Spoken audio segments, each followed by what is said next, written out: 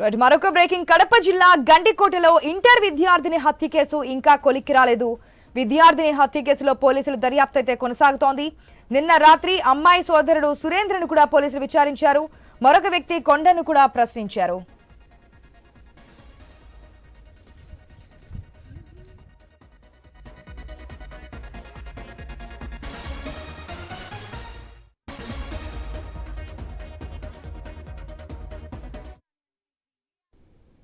Gandikota inter విద్యార్థిని హత్యకు సంబంధించి ఇంకా ఎటువంటి క్లూస్ దొరకడం లేదు.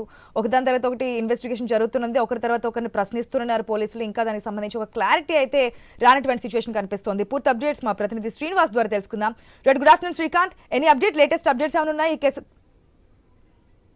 గండికోటలో ఏదైతే మైనర్ బాలిక మృతి చెందిందో ప్రస్తుతం ఆ హత్య కూడా ఇప్పటికే వీడడం లేదు. ప్రధానంగా ఇప్పటికే జిల్లా ఎస్పీ అశోక్ కుమార్ కూడా దాదాపు 3 రోజుల పాటు కూడా గండికోట ప్రాంతంలోనే అక్కడ బస చేస్తూ అక్కడ పరిసర ప్రాంతాలను కూడా నిశ్చింతగా పరిశీలిస్తున్నారు. వాళ్ళకు దొరికినటువంటి ఆధారాల ఆధారంగా మొదట లోకేష్ ఏదైతే సన్నీ స్నేహితుడు లోకేష్ ను కూడా ప్రధానంగా నిందితుడిగా భావించారు. అయితే అతను దాదాపు 8:30కు అక్కడ చేరుకొని 10:30కు కూడా రిటర్న్ వెళ్ళినటువంటి సీసీ ఫుటేజ్ ఆధారంగా ప్రస్తుతం ఆయన ఈ హత్యకు చేయలేదని చెప్పి ధృవీకరణ ఇచ్చారు. ఎందుకంటే ఏదైతే మైనర్ బాలిక మృతి చెందిందో దాదాపు 12 గంటల ప్రాంతం నుంచి 12:20 లోపు చనిపోయిందని చెప్పి పోస్ట్ మార్టం రిపోర్ట్ వచ్చిన ఆధారంగా ప్రస్తుతం లోకేష్ కూడా ఈ హత్యకు పాల్పడలేదని చెప్పి కొలిక్కి వచ్చారు. అయితే ఇప్పటికీ కర్నూలు రేంజ్ డిఐజీ కోయ ప్రవీణ్ కుమార్ కూడా ప్రస్తుతం గండికోట ప్రాంతంలో కూడా పరిసర ప్రాంతాలను కూడా నిశ్చింతగా పరిశీలించారు.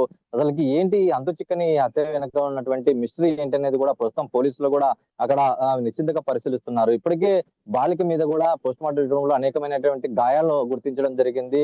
బయటికి కనపరాని గాయాలు కూడా ఇన్నర్ గా బాడీలో కూడా ప్రస్తుతం ఏదైతే ఇక్కడ హార్ట్ ఉందో ఇక్కడ ఉన్నటువంటి ఎక్కువ దెబ్బ రక్తస్రావం అయ్యి అక్కడ బ్లీడింగ్ కూడా అయినట్టు ప్రాథమికంగా అంచనాలు వచ్చినాయి. దాంతో పాటు కాలికి ఉన్నాయి గాయాలు కూడా అని చెప్పి ప్రస్తుతం పోస్ట్ మార్టం రిపోర్ట్ ఆధారంగా కూడా పోలీసులు విచారిస్తున్నారు. అయితే ఇది హత్యనా లేకుంటే పరువు హత్యనా కోణంలో కూడా ప్రస్తుతం కుటుంబ సభ్యుల్లో పిలిపించి వాళ్ళని కూడా పలు విధాలుగా కూడా విచారించి కూడా పూర్తి డేటా లాగే ప్రయత్నం చేస్తున్నారు. ఎందుకంటే బాలిక గండికోటకు పోయింది లోకేష్ అనే సమాచారం కాలేజీ నుంచి తల్లిదండ్రులకు వచ్చిన తర్వాత తల్లిదండ్రుల నుంచి రెండో కాలు కూడా ఏదైతే కుటుంబ సభ్యులు ఉన్నటువంటి సురేంద్ర కొండయ్యకి మొదట వెళ్ళింది. అనంతరం కూడా వాళ్ళు ఇరువురు కూడా ఒకరి వెంట ఒకరి తర్వాత కూడా గండికోటకు చేరుకోవడంతో ప్రస్తుతం అక్కడ దాదాపు 20 నిమిషాలు ఒకరు ఉంటే మరొకరు 40 నిమిషాలు ఉన్నట్లు తెలుస్తుంది. అయితే ప్రధానంగా ఈ పరువు హత్య ఏమన్నా కోణంలో విచారిస్తే పూర్తి వివరాలు ఏమన్నా బయటపడతాయా అనేది కూడా ప్రస్తుతం పోలీసులు ఆ దిశగా ఇప్పటికీ విచారణ కొనసాగిస్తున్నారు. దాదాపు 5 రోజులు గడుస్తున్నప్పటికీ కూడా బాలిక మృతి కూడా మిస్టరీ వీడని మర్డర్ గా కూడా ప్రస్తుతం కొనసాగుతుందని చెప్పొచ్చు. ట్విస్టుల మీద ట్విస్టులు గంటకు మారిపోతుంది. అమ్మాయి హత్యకు గల కారణాలు కూడా ప్రస్తుతం ఇప్పటికే సురేంద్రను ఏదైతే ప్రాథమిక విచారణలో భాగంగా ప్రస్తుతం 3 టౌన్ పోలీస్ స్టేషన్ లో పొద్దుటూరులో విచారించడం జరిగింది.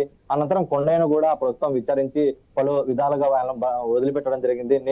నిన్న రాత్రి కూడా ఇరువురిని అన్నలను దాంతో పాటు తల్లిదండ్రులు కూడా మరోమారు పిలిపించినటువంటి పోలీసులు కూడా పూర్తిగా ఎక్కడున్నారో తర్వాత ఈ జరిగినటువంటి మిస్సింగ్ సంబంధించినటువంటి ఎవరెవరికి ఫోన్లు చేశారో ఆ డేటా కూడా రాబడుతున్నారు. ఎందుకంటే అబ్బాయి సిగ్నల్ ఆధారంగా ఏదైతే లోకేష్ అమ్మాయిని తీసుకెళ్లినటువంటి గండికోట పరిసర ప్రాంతాల్లో దాదాపు అమ్మాయి ఒక్కటి కూడా కలియ తిరిగింది. అక్కడ ఉన్నటువంటి ప్రదేశాలు ఎందుకంటే రంగనాథ స్వామి ఆలయంతో పాటు అక్కడ ఉన్నటువంటి సుందరమైన ప్రదేశాలు కూడా కలిసి తిరిగింది అనేది కూడా అక్కడ స్థానికంగా గ్రామస్తులతో పాటు కొంతమంది పర్యాటకులు కూడా చెప్తూ వస్తున్నారు.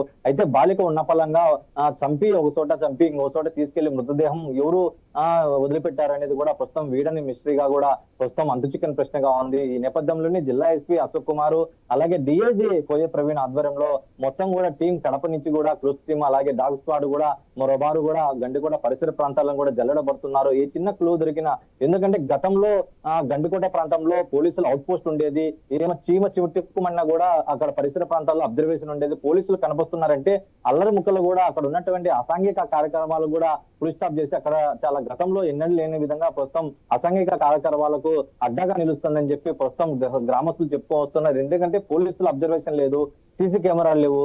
కేవలం విచ్చలవిడిగా ఏదంటే ప్రైవేటు విల్లాలు కానీ ప్రైవేటు రెస్ట్ హౌస్లు కూడా విచ్చలవిడిగా ఏర్పడ్డాము. ప్రస్తుతం టూరిజం డెవలప్మెంట్ లో భాగంగా ఇప్పటికే కేంద్ర ప్రభుత్వము 50 కోట్ల పైగానే అక్కడ వెచ్చించడం జరిగింది. ప్రస్తుతం అభివృద్ధి దిశగా అడుగులేస్తున్నటువంటి గంటికోట పర్యాటక ప్రాంతం ప్రస్తుతం ఇటువంటి ఘటనల పట్ల కూడా పూర్తిగా పర్యాటకులు కూడా భయభ్రాంతులు గురవుతున్నారు. ఇప్పటికన్నా జిల్లా ఎస్పీ అశోక్ కుమార్ కూడా అక్కడ పర్మనెంట్ గా ఒక అవుట్ పోస్ట్ పెట్టేసి నిరంతరం పర్యవేక్షణ, అలాగే ఎక్కడ నిర్మాణస్థ ప్రదేశాలలో ఎక్కడ మందుబావులు ఎక్కడ అల్లలు జరుగుతాయి అక్కడ కాకుండా డ్రోన్ కెమెరాలు కూడా ప్రస్తుతం గండికోట ప్రాంతంలో కూడా గంటల విడతల వారీగా కూడా అక్కడ డ్రోన్ తో అబ్జర్వేషన్ చేస్తే గిన ఇటువంటి అఘాయితలు ఇటువంటి అల్లరి ముక్కలు కేసులు కూడా ఆట కట్టించవచ్చు అనేది కూడా అభిప్రాయం వ్యక్తం అవుతుంది. మరి చూడాలి, ప్రస్తుతం ఏదైతే ఇంటర్మీడియట్ చదువుతున్నటువంటి బాలిక మేస్త్రి కూడా వినడం లేదు, ఎవరు చేశారు హత్య అనేది కూడా ప్రాథమికంగా అంచనా రాలేకపోతున్నారు. మొదట లోకేష్ అనుకున్నారు, తర్వాత తల్లిదండ్రులు అనుకున్నారు, తర్వాత ఏదన్నా పరువు హత్య అనే కోరంలో ప్రస్తుతం ఇరువురి అన్నలతో పాటు ఆయన సొంతన్న కూడా ప్రస్తుతం విచారిస్తున్నారు. ఈ ముగ్గురు కాల్ డేటా కూడా నిశ్చితంగా పరిశీలిస్తున్నారు. అయితే వీళ్ళు ఎవరెవరితో సన్నిహితంగా ఉంది, ఆ టైంలో ఎవరెవరికి ఫోన్ కాల్ చేశారనేది కూడా పూర్తిగా విశ్లేషిస్తున్నారు. తర్వాత గూగుల్ మ్యాప్ ఆధారంగా ప్రస్తుతం వాళ్ళు ఎక్కడెక్కడ ఉన్నారనేది కూడా ప్రస్తుతం శోధించే పనిలో ఉన్నట్టు తెలుస్తుంది.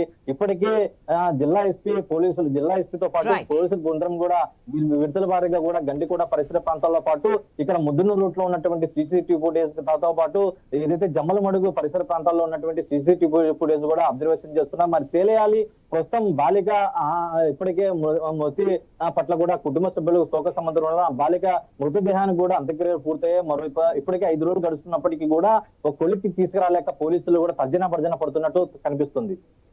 Right Srinivas, thanks for the update.